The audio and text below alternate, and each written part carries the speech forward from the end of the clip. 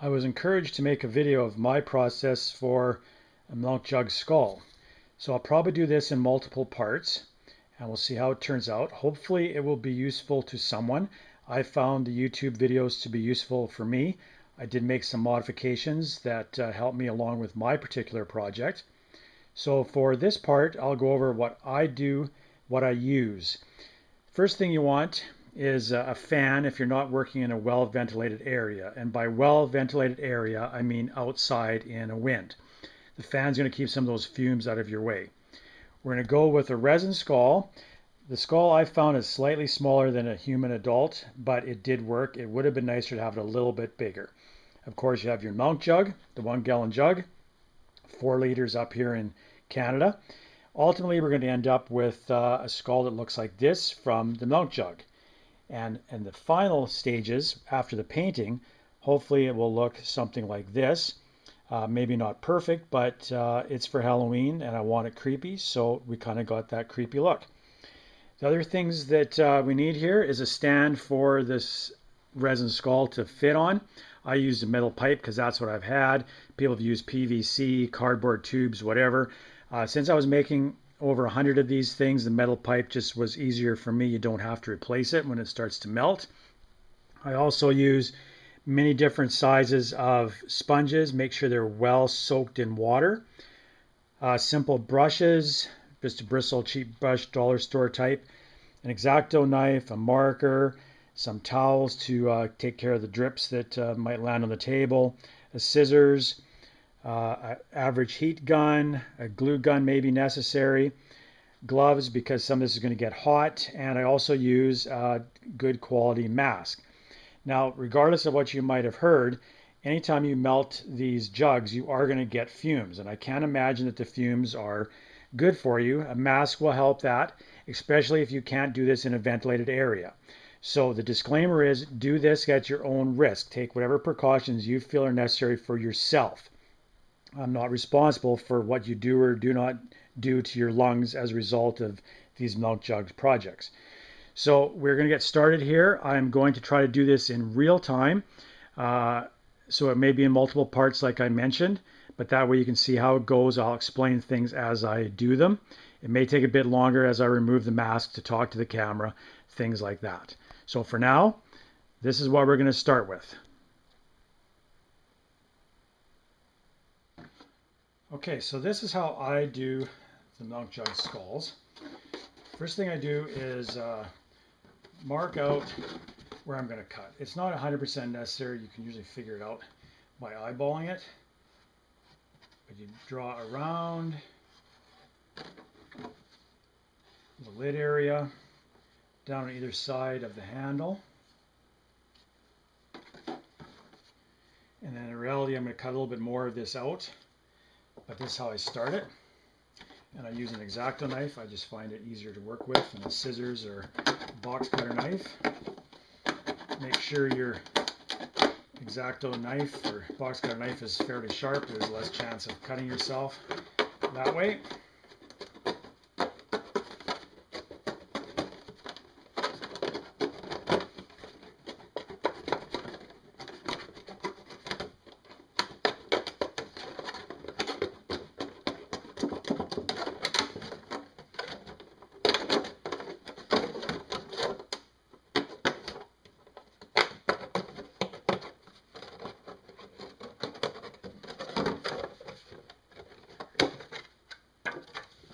Then what I like to do is take about another inch off the front. Now this I think is because the skull I was able to find as the form was a little bit smaller than normal. And getting rid of some of this excess plastic just helps along the way. A little bit of these kinks are not going to cause a big problem. I do chop a little bit of them out. And I make a slit on either side just for ease of folding. And that is basically just a little bit off the center. Another thing I like to do is take a marker and in dead center put just a couple little black lines for reference. It's easier when it's on the skull to see where your center is, and you don't want that to change position. So just a couple little lines in the inside, cut up the back where the handle was and about halfway to the center. Again, this varies based on the size of your skull. So now we have this basic shape with my lines in there, and it just goes over the skull easily, like so. Now I've got everything else prepared here that I'm going to need. I will use a good quality mask for the fumes. And again, I recommend you do that or go outside in a howling wind and do it that way. I have a fan going, so hopefully you'll be able to hear me properly when all this is said and done. Now, just before we start, we are going to remove the label with a little bit of heat. The idea here is going to be to do large areas of the skull. Some videos have suggested doing smaller areas. I found it easier to do large areas and to lock it in place on the mold as fast as possible. So I will start here and I will pause and give little instructions as I go along on things you might find useful.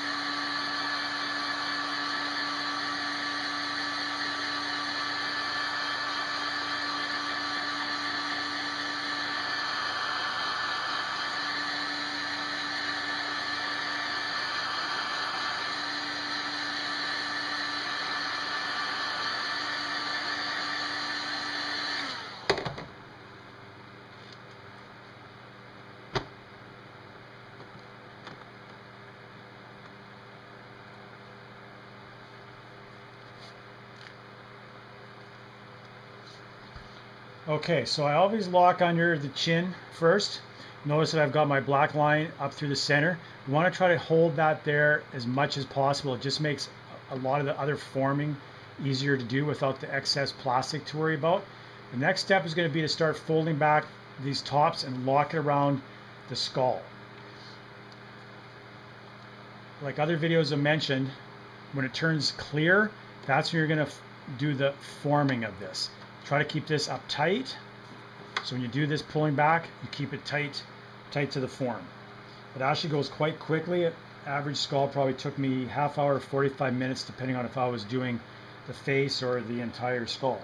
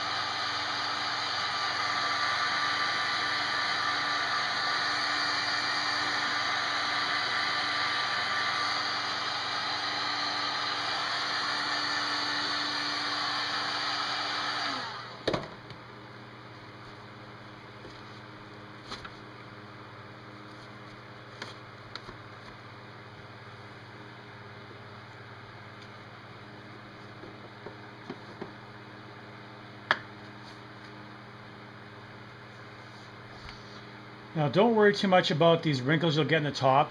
We'll smooth some of them out later, but in all honesty, a little bit of these imperfections, whether it be holes that blew out or whatever, actually look better than having it perfect. I'm worried about that being perfect, but after making about 170 of these things, I realized that they're not going to be perfect, they're not going to be all consistent, and they give them each a unique look. So once we've got this part done, I'm going to start pulling back the plastic on either side now of these cheeks.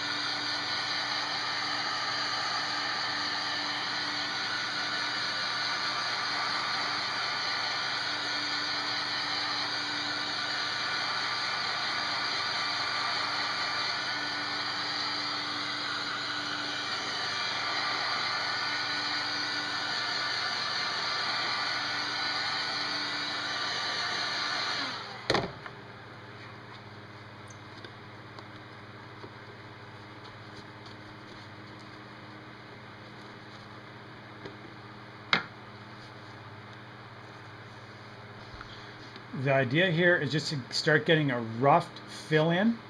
We'll go for detail towards the end. We're always pulling the plastic back.